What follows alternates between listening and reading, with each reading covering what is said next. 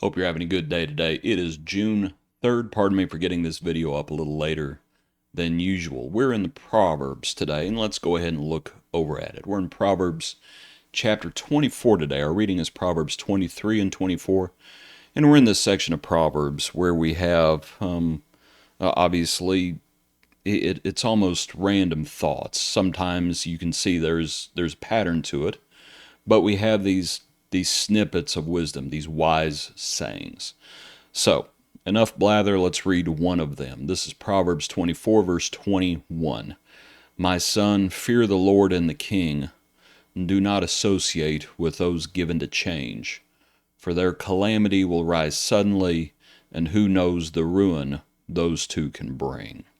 I wanted us to think about the idea of do not associate with those given to change.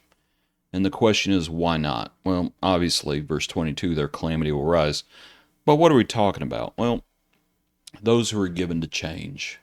One thing we could say is they don't really believe anything. I think you would have to say that they're, or maybe they don't believe anything, or maybe we should say they will believe anything. That's more accurate. They're naive. They'll swallow anything they're fed.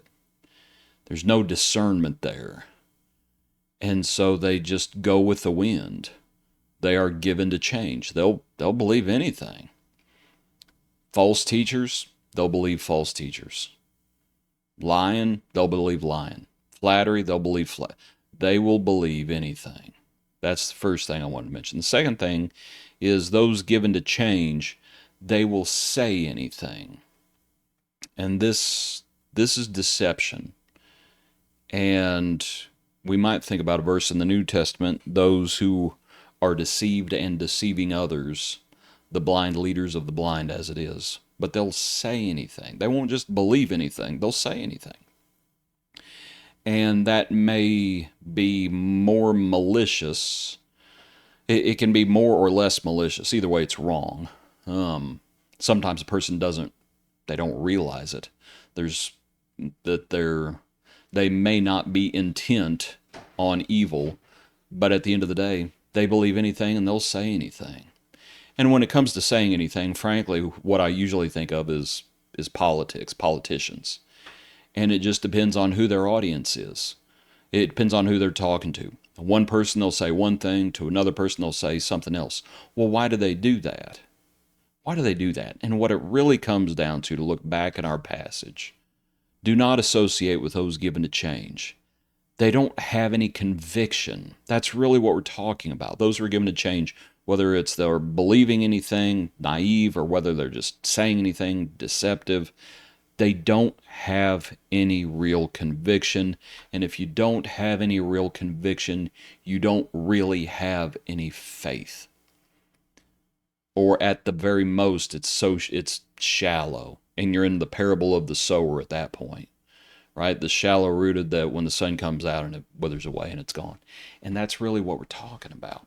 So we have to, what would the opposite of this be? Well, the opposite of this would be, what's the opposite of those given to change? Well, we talk about being steadfast. We think about the anchor of the soul. We think about conviction and we think about faith. This passage really reminds me of the passage in Ephesians where it talks about the gifts that were given and the whole point of the gifts, namely confirming the word and the revelation of the word. Well, what was the point of that? That we would not be like children tossed to and fro, carried about with every wind, strange doctrine. That we should not be given to change. Now, if we're wrong, we better change. But at some point, we better drop anchor.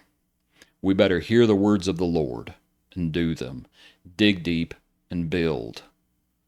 We better get wise. We better wise up. The Lord does not want us to be simpletons. This is the reason the Bible's been given. And so if it's time to change, it's time to change. But if we find the right thing, do not associate with those given to change. Their calamity will rise suddenly. And you don't want to get in the way when the Lord and the King align against you. For who knows the ruin those two can bring. Appreciate you studying along with me. I hope you're doing well. Hope you have a good day and join us for our next brief look into God's Word.